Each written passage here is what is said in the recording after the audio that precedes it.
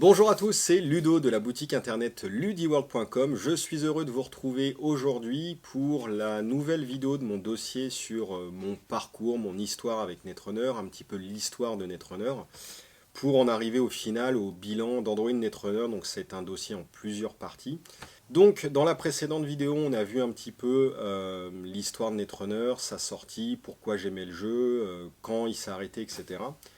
Quand ça s'est arrêté, donc on était en 2000, j'y ai joué encore physiquement avec les vraies cartes et des vrais gens pendant à peu près 2 ans. Et après, donc ouais, à l'entour 2002-2003, ça a été une période de ma vie où j'ai un petit peu arrêté de jouer, que ce soit à ça, à tous les autres jeux d'ailleurs. À cette époque-là, j'étais à fond dans la guitare, dans la musique, etc. Donc pendant de 2002-2003 jusqu'en gros 2008, j'ai quasiment pas joué, sauf de temps en temps en scellé avec un pote où on se faisait peut-être un scellé par semaine, tous les mois, je sais plus exactement, mais je sais que ça a été très très réduit au niveau des parties. Alors par contre, à chaque fois, c'était un réel plaisir de rejouer au jeu, etc. Mais globalement, voilà, Netrunner, c'était un petit peu sorti de ma vie. J'avais malgré tout tenté dès le début, alors je sais plus si c'était 2000 ou 2002, mais au début où le jeu commençait vraiment à être mort, où on savait qu'il n'y aurait plus de sortie, etc., j'avais tenté de rentrer en contact avec Wizard of the Coast, pas avec Garfield, je pense pas à l'époque, mais avec Wizard of the Coast France, sans doute avec Wizard of the Coast US, pour essayer de savoir un peu plus au niveau des droits, qui les détenait, est-ce qu'il y aurait possibilité de ressortir le jeu. Peut-être pas forcément moi à mon niveau, parce que moi j'étais un pauvre clampin, enfin voilà, mais j'essayais d'avoir quelques infos, de savoir à qui m'adresser, etc. Je sais plus honnêtement qui j'avais eu, quelles avaient été les réponses, etc. Mais voilà, ça n'a pas été bien concluant, vous vous en doutez bien. Il y avait eu une petite piste auprès d'un joueur pro de Magic qui s'appelait Zvimovic ou Moshowitz, je ne sais plus exactement, je suis désolé, qui était à l'époque un Pro Tour player de Magic, un joueur de très haut niveau qui avait tenté de racheter le jeu parce qu'il adorait. Même lui n'avait pas réussi alors qu'il était relativement connu à l'époque pour Magic. Il avait financièrement un petit peu de pouvoir parce qu'il avait gagné quelques gros tournois de Magic. Enfin, voilà, il y avait eu un petit espoir de ce côté-là, même lui n'avait pas réussi. Alors après, voilà, quand vous vous adressez à Wizard of the Coast, si vous n'êtes pas une puissance en face, c'est clair que, voilà, déjà une puissance financière et puis une puissance au niveau de qui vous êtes, enfin l'aura que vous avez, la structure que vous avez, etc., quoi. Et puis, à un moment donné, alors c'était aux alentours 2007-2008, il y a eu un site internet qui s'appelait runners-net.com, qui était un portail qui, la page d'accueil, c'était, bon, Netrunner est mort depuis quelques années, il y a un groupe, où il y avait une espèce de groupe, une mailing list, enfin, un poste qui était là depuis le début de Netrunner, depuis le début d'Internet, enfin du site de Wizard of the Coast. Donc le début des discussions remontait à 96, qui était toujours actif à cette époque-là, 2005, 2006, 2007, dans ces eaux-là, mais avec forcément beaucoup moins de messages à la fin qu'au début, mais c'était le seul portail où on parlait de Netrunner. Et donc il y avait des combos, des decks, des errata, des discussions de règles, d'arbitrage, machin, avec les joueurs connus de l'époque, Spickle ou Pickle, enfin voilà, il y avait tous les gros gros gros joueurs.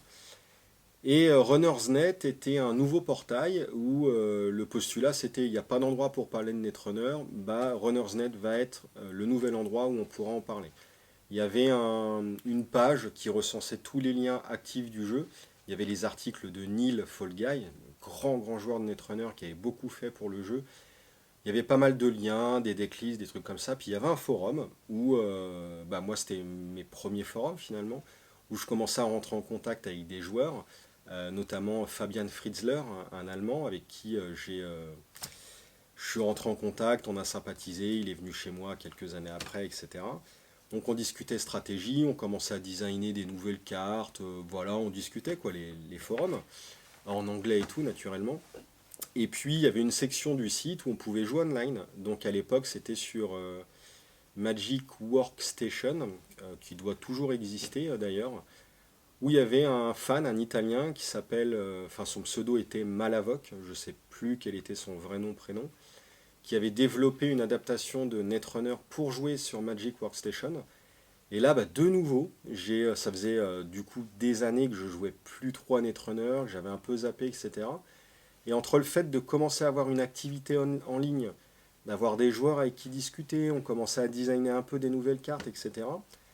Ça m'a remis un peu le truc, j'ai commencé à jouer et j'ai dit putain mais Netrunner ouais c'est quand même un super bon jeu, etc. Donc je tiens à faire un petit ajout concernant Nil.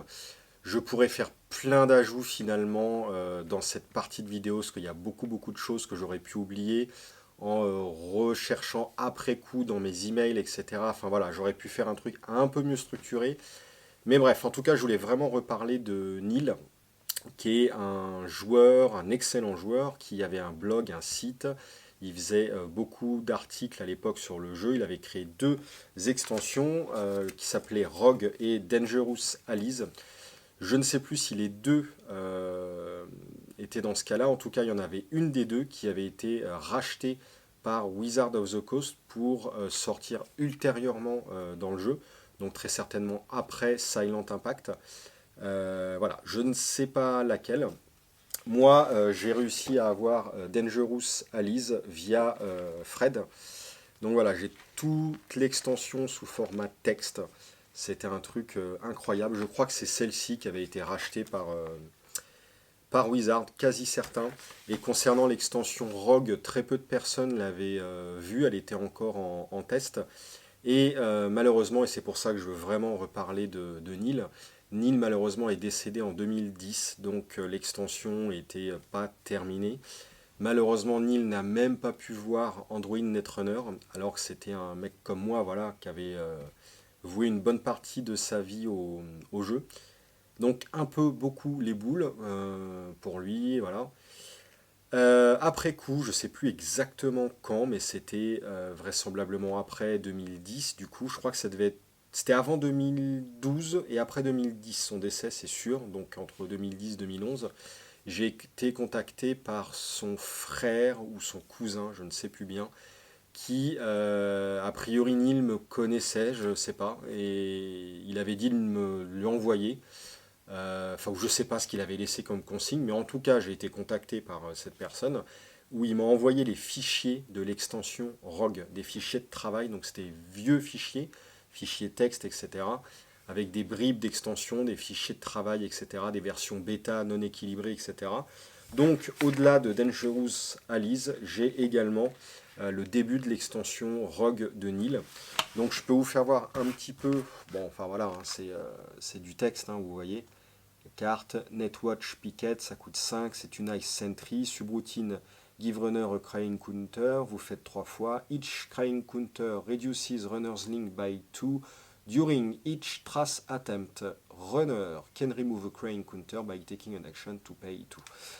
Voilà, donc il y a matière à faire. Voilà, je ne savais pas si je devais parler de ces extensions-là maintenant, dans une autre vidéo. Je pense que c'est un intérêt d'en parler maintenant parce que c'est vraiment, ça fait partie des années noires de Netrunner où le jeu n'était plus soutenu, il était mort, mais il y a plein de personnes comme moi, comme Neil, Argiflag, enfin voilà, qui sont démenées pour essayer de dynamiser le jeu, surtout dans les premières années. 2000, 2001, 2002, 2003. Après, c'est vrai que c'était un peu dead. Et voilà, donc il y a eu énormément de joueurs qui ont toujours cru dans le jeu, qui ont essayé de faire des choses, de leur lancer, etc.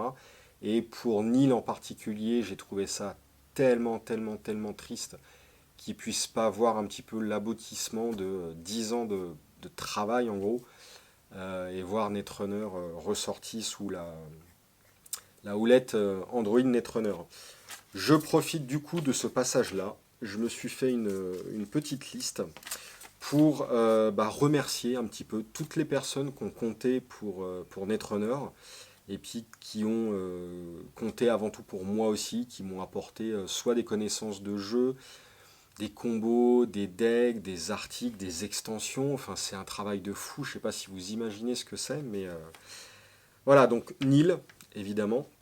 Argiflac, Fred Garnier, Éric Platel, Yannick Mescam, Yocho, Félix, Jean-Fred, Jennifer Clark Wilkes, évidemment, Fabian Fritzler, Zvi, que je ne connais pas, mais c'est la personne du coup voilà, qui avait essayé de relancer le jeu. Skipper Pickle, voilà, c'est les personnes principales que je voulais remercier. Il y en a énormément d'autres, enfin il y en a au moins autant, qui ont créé soit quelques cartes, soit des extensions complètes. Il y avait du coup à l'époque de la Netrunner France, donc il y avait Yannick, Emmanuel, Fred, Eric et Gwenaël qui avaient créé des cartes VIP. C'était des cartes identité à Android Netrunner, mais bien avant Android Netrunner, ça avait été créé à l'occasion d'un tournoi aux alentours 2001-2002, je crois. C'était des cartes comme les identités, vous commenciez la partie avec. Et voilà, donc il y aurait tellement d'histoires à vous raconter. J'ai énormément d'extensions, j'ai quasiment toutes les extensions de fans sur mon PC. Ça mériterait de les mettre en forme, de refaire les cartes avec les illus, etc. Voilà, ça serait un très très très gros travail. On s'écarte un petit peu du sujet des vidéos globales, mais oui et non, pourquoi pas sortir une V3 de Netrunner entre nous, entre fans.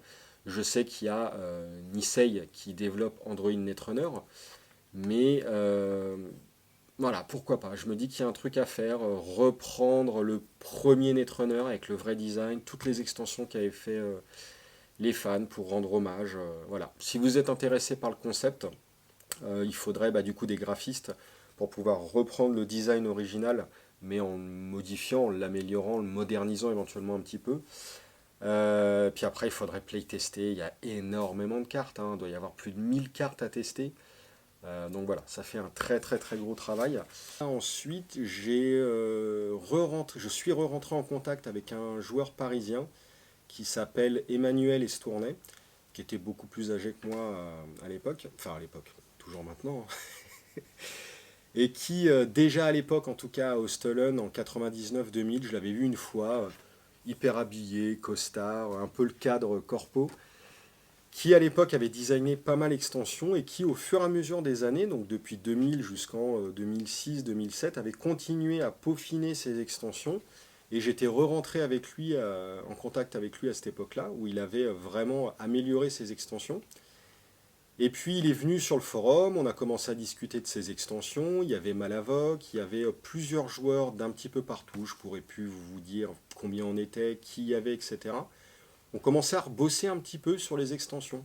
Rebosser, c'est un bien grand mot, mais on était tellement fans, on essayait de clarifier déjà les bases du jeu, de restructurer les errata, d'approfondir les points de règle qui étaient encore un peu en suspens, de créer des nouvelles combos. Alors c'était un peu compliqué, mais on commençait à pervertir le jeu, on n'avait plus que ça à faire, vu qu'il n'y avait plus de cartes qui sortaient. On essayait de créer des nouvelles cartes, etc. Enfin, il se passait un truc. Après, il y a eu un nouveau site qui est arrivé. C'était Frank, un Américain d'Atlanta, qui avait monté le site. C'était netrunneronline.com. Pareil, un peu comme RunnersNet, un portail qui avait publié tout ce qui était sorti, les decklists, les checklists. Il y avait un forum, on pouvait créer des tournois, etc. Enfin, ça commençait à bien se relancer. Et puis moi, à l'époque, je taffais depuis 5 ou 6 ans. J'étais vendeur de hi-fi, bref, on s'en fout. Et puis, je commençais à être remotivé par le mode du jeu, etc. Je bossais dans une boutique parisienne. Et par le biais de cette boutique, j'ai eu la chance de rencontrer des joueurs de Magic, des joueurs de plein de jeux. Naturellement, je parlais de Netrunner. Et par le biais de mon activité, j'ai eu la chance de pouvoir réorganiser des petits tournois, mais sans prétention, totalement à la cool, où j'avais encore suffisamment de cartes chez moi pour pouvoir proposer du scellé. Je prêtais des decks, on s'imprimait des cartes, les proxys ont énormément marché. Et puis de fil en aiguille à cette époque-là, donc c'était à partir de 2008, mais ça a vraiment commencé en 2009-2010. Je réorganisais des petits tournois, alors on était 4, 6, 8, 10, 12. Je crois qu'une fois on était une vingtaine, c'était un truc de malade où il y avait des nouveaux joueurs qui arrivaient, qui continuaient à jouer, etc. Et entre ce qui se passait physiquement sur Paris, où globalement il n'y avait plus que moi et le petit groupe de joueurs que j'avais monté qui jouaient, mais c'était pas grave, entre ce qui se passait physiquement et l'activité un petit peu en ligne, on sentait qu'il y avait un petit truc. J'allais sur Board Game Geek pour reparler un petit peu du jeu. Bon voilà, ça commençait un petit peu à redémarrer. Après les années noires qui étaient en gros 2001, 2008, du coup pendant 7 ans c'était la mort absolue, totale. Donc j'étais un petit peu content de faire ça. Voilà. C'est vraiment à cette époque-là où j'ai commencé à essayer de re-rentrer en contact avec Wizard, Wizard of the Coast France, avec Hasbro, essayer de trouver des contacts. Ça avait un petit peu plus marché que 6 ou 7 ans auparavant, mais idem, rien de bien concluant.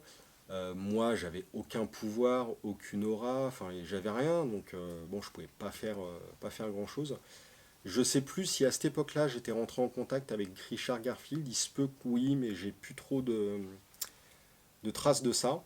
Mais voilà, il y a toutes les pièces du puzzle qui commençaient un petit peu à s'imbriquer. Et puis, donc les années ont continué. J'ai rencontré des personnes qui avaient des contacts, qui connaissaient potentiellement des investisseurs, qui disent ouais, moi j'ai envie de lancer un jeu. Ah ben moi j'aimerais bien ressortir Netrunner, etc.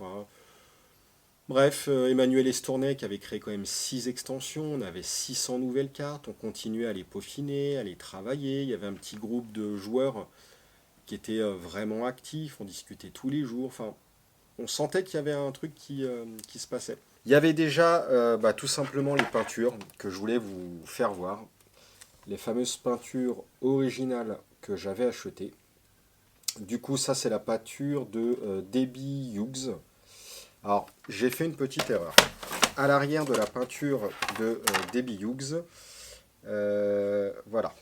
Hop, vous n'avez pas le numéro de la carte ni le numéro de l'extension. On voit juste que c'est pour Wizard of the Coast 96. Donc je vais vous faire voir un petit peu en gros plan ce que donne l'illustration. Donc c'est de la peinture en fait, hein. C'est vraiment magnifique pour la carte Faune Freak Hazelnut 96 Debbie Hughes. Et ce dont je vous parlais, hop, pour le numéro Hazelnut, etc., c'était cette peinture-là, qui s'appelle Protected Resource, peinte par, c'est Roman, ou Rowan, Roman je crois, Cocalis, de mémoire. Vous avez vu, c'est magnifique, hein. Une vraie peinture originale.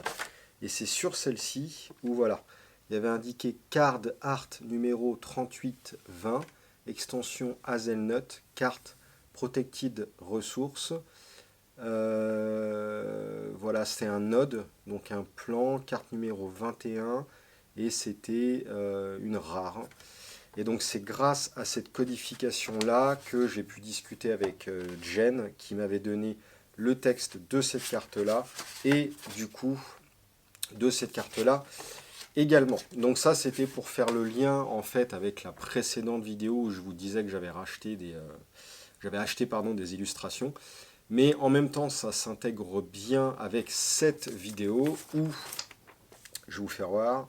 Du coup, voici les nouvelles cartes qu'on avait créées qui faisaient partie de Silent Impact. Voilà, carte numéro 21. Celle-ci, on n'avait pas la numérotation. Et on avait réussi du coup à avoir le texte original. Donc voilà les cartes, ce que ça donnait. Et une toute petite aparté, mais j'aurai l'occasion d'y revenir.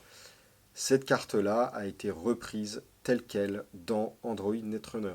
Donc, comme quoi, ils avaient FFG la vision totale de tout ce qu'on avait fait depuis quelques années. Bref. Donc voilà, on avait des nouvelles cartes, je commençais à avoir des contacts.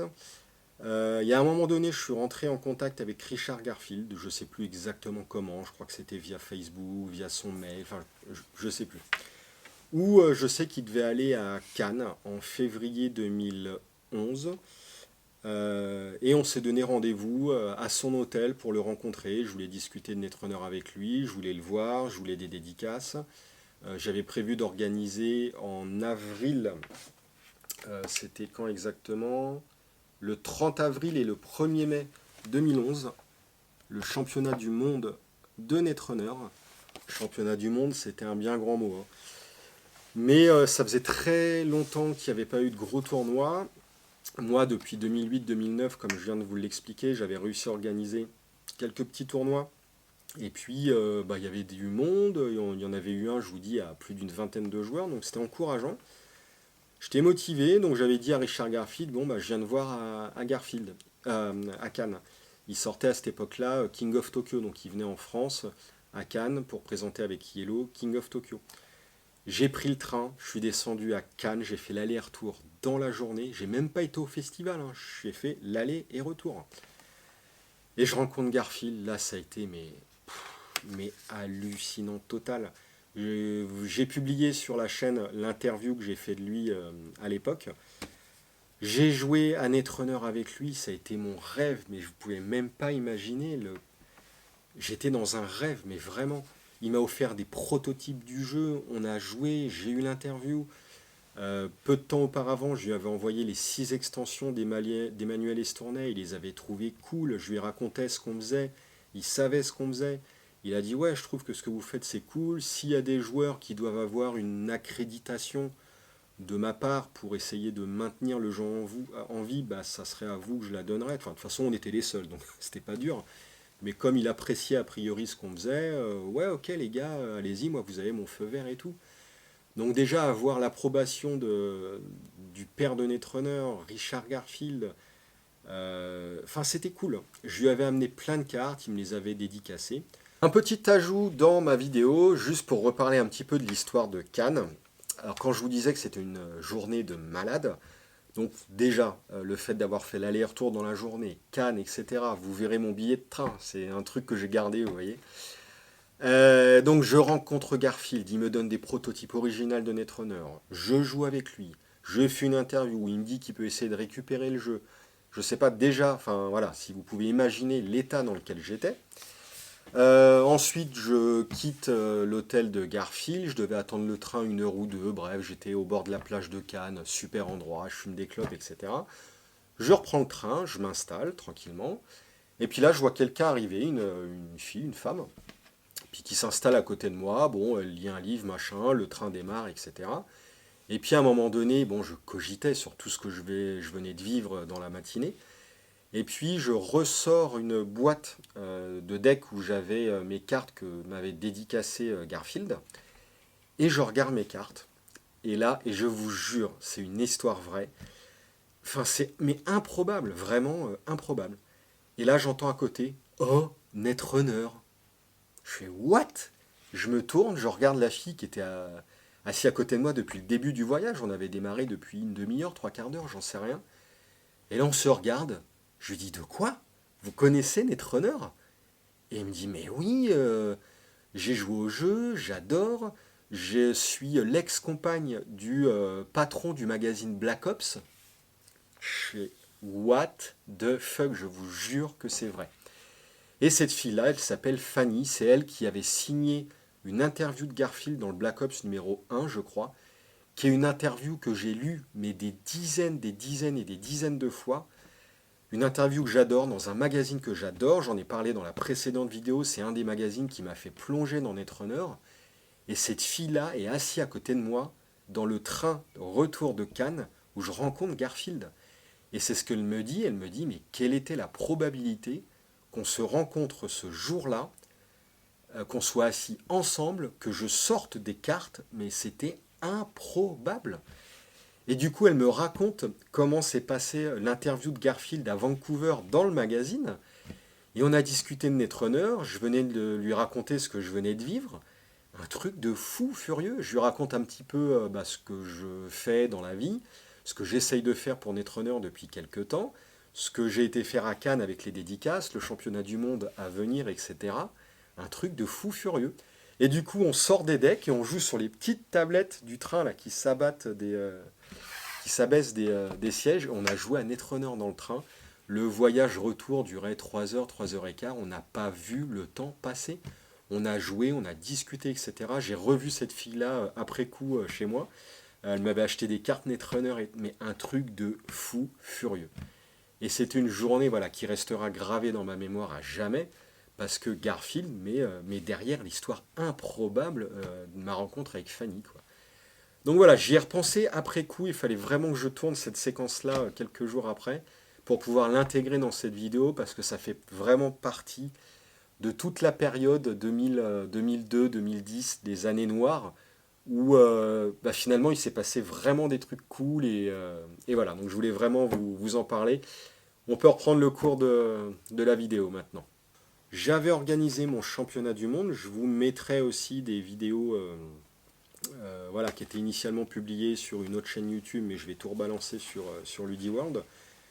Le championnat s'est vraiment bien passé, on a eu des joueurs hollandais, j'ai plus encore tous les noms en tête, je suis vraiment désolé, mais c'était super. Il y a eu Fabian l'Allemand qui est venu, il y a eu Jennifer Clark Wilkes de chez Wizard of the Coast aux US qui est venue avec son mari, qui a profité d'une croisière sur l'Atlantique, qui est venue en Europe et du coup elle est venue à mon tournoi. Je l'avais toujours vue en photo, c'était une personne mais charismatique du jeu, grâce à qui on avait eu la dernière extension. Enfin, c'était Jennifer, quoi. Et elle était là à mon tournoi, elle nous avait rapporté des goodies, elle nous avait rapporté des trucs. C'était un super événement sur 2 jours. C'était de la folie et on y croyait. On venait de sortir, donc à l'occasion de ce tournoi-là, on avait officialisé Open War, la première extension d'Emmanuel Extournay, qu'on avait suffisamment retravaillé pour être équilibré, etc. On l'avait joué en scellé, on l'avait joué en construit, enfin c'était un super événement. Enfin c'était super cool. Richard Garfield, dans l'interview, disait qu'il pensait pouvoir faire quelque chose pour le jeu, récupérer le jeu, enfin en tout cas il allait en parler à Wizard, etc. Donc le tournoi c'était 4 mois après. C'était vraiment super, motivé et tout ça. Donc là, donc la rencontre avec Garfield, c'était février 2011. Il disait qu'il allait pouvoir récupérer le jeu, etc. Mon tournoi c'était en mai. Ensuite, je ne sais plus exactement ce qui s'est passé, mais ça a traîné jusqu'en septembre-octobre, où j'ai dû continuer à discuter avec les personnes que j'avais rencontrées entre-temps, qui étaient investisseurs, qui avaient un pouvoir financier relativement important, qui voulaient sortir un jeu, etc. On avait commencé à maqueter des planches d'impression, des extensions qu'on avait déjà créées, et le but c'était d'aller voir Wizard of the Coast en disant, bah voilà, regardez ce qu'on a créé, on a des investisseurs avec de l'argent, Richard Garfield est OK, et bah, on n'attend plus de vous. Là ensuite on arrive en novembre 2011 où j'avais repris contact avec Mike et Lisa Pondsmith de la société Air Talsorian Game. Pour vous expliquer, donc Netrunner à l'époque c'était un double licensing. Il y avait d'un côté Wizard of the Coast pour la mécanique du jeu, Richard Garfield, l'équilibrage, les tests, les impressions, etc. Et de l'autre côté, Air Talsorian Game qui avait vendu un droit d'exploitation de la licence Cyberpunk pour Netrunner. Netrunner se passe dans l'univers du jeu de rôle Cyberpunk 2020. Donc si je voulais ressortir Netrunner, donc au cas où vous n'auriez pas compris, ça a toujours été mon rêve, mon but, etc. Il fallait l'accord et de Wizard et de Air Talsorian Game. Wizard c'était très compliqué, machin, il me fallait... Enfin, Wizard of the Coast c'était une grosse structure rachetée par Hasbro en 2000, hein, c'est pour ça que Netrunner s'était arrêté au passage.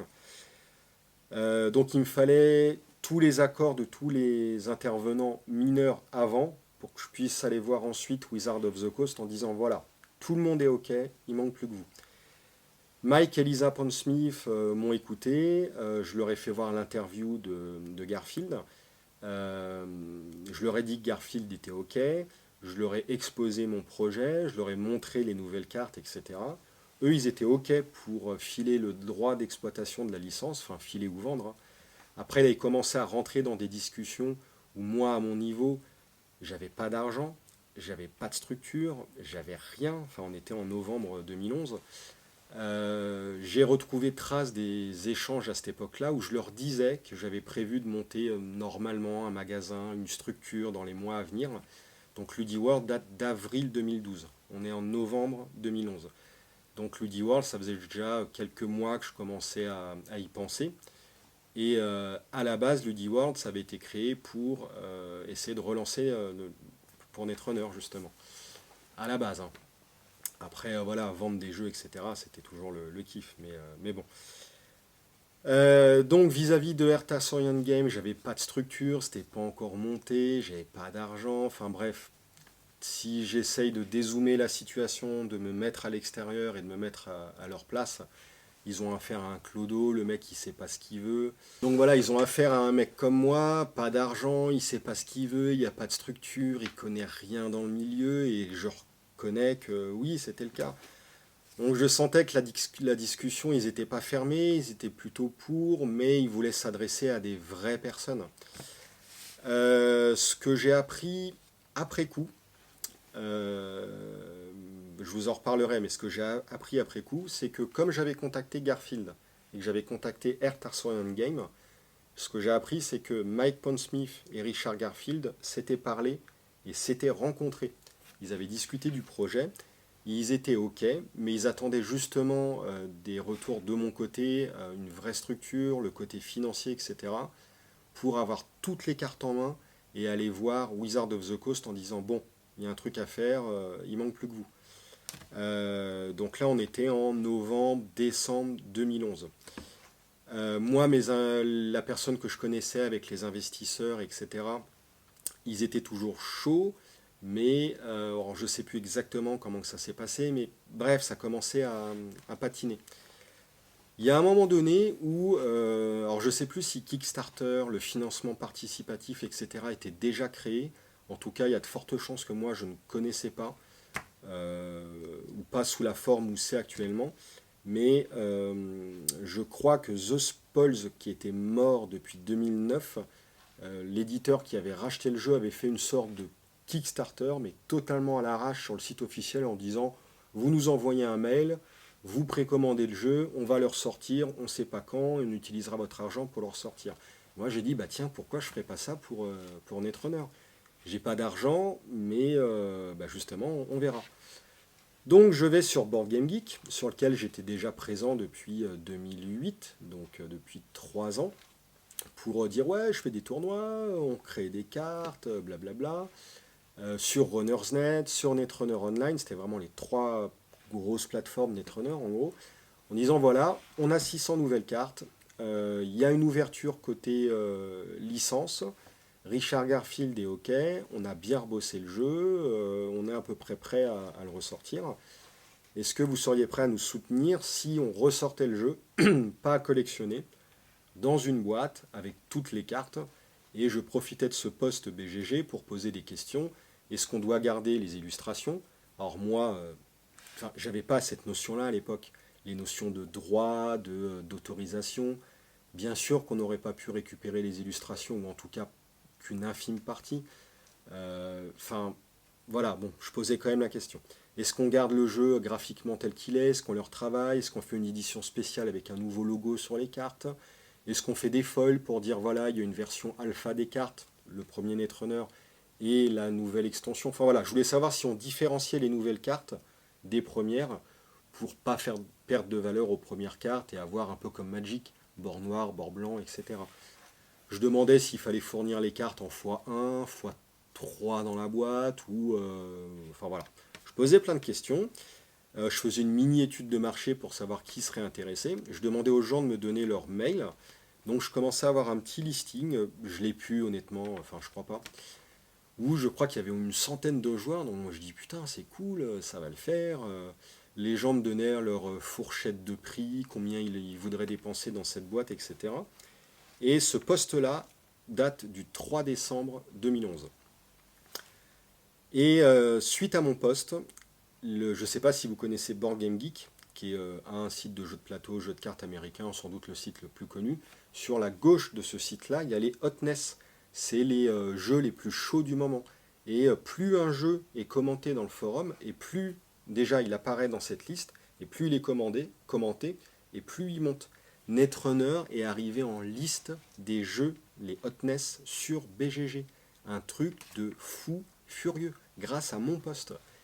Le jeu n'était plus édité depuis 2000, il était mort, archi-mort depuis 2001-2002, même s'il y avait eu la résurgence avec Runnersnet, Netrunner Online, et un peu ce que je faisais sur Paris à l'époque, et mon World Domination, ça restait franchement très très très ciblé.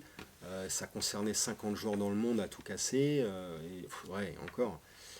Et voilà, là le jeu, il a eu une exposition sur BGG pendant quelques jours, c'était numéro un. Je ne sais pas si vous vous rendez compte, il y avait eu une tonne de commentaires. Et quand on voit tous ceux qui visualisent BGG, notamment les éditeurs, les game designers, etc. Enfin voilà, mon post a été vu, c'est certain. On était donc le 3 décembre 2011. Les mois passent, je ne sais plus pourquoi ça n'a pas avancé. J'ai pu retrouver de traces d'échanges email, que ce soit avec mes contacts investisseurs. Moi, j'avais une galère, je m'étais fait opérer. Enfin, j'avais été 6 mois en stand-by. Il s'était passé plein de trucs dans ma vie, changement de vie radical. J'étais en pause niveau travail à ce moment-là, je j'avais plus rien, j'étais en train de travailler sur Lady World, sur mon site, c'était nouveau pour moi, sur monter une auto-entreprise, enfin voilà, beaucoup de changements, j'avais complètement délaissé tout ça. Je lance LudiWorld en avril 2012, mais du coup, pour lancer le LudiWorld, quoi, j'avais plus de travail, il fallait que je trouve un travail. J'avais une connaissance du milieu un petit peu plus approfondie de par mon expérience dans la vente dans ce milieu-là sur Paris. Je voulais vendre des jeux, des accessoires, du Magic, etc.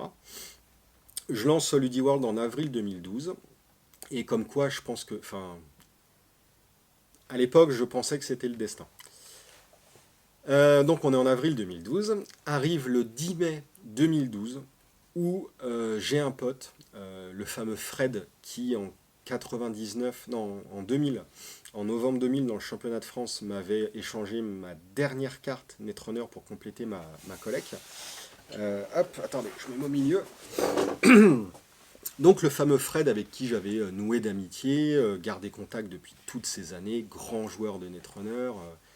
Bref, Fred m'envoie un message, il me dit Ludo, regarde. Et là, je vois un article publié sur le site d'FFG, que je connaissais très peu à l'époque, parce que je jouais pas à Call of Cthulhu, Game of Thrones, etc. Je découvre l'éditeur et je vois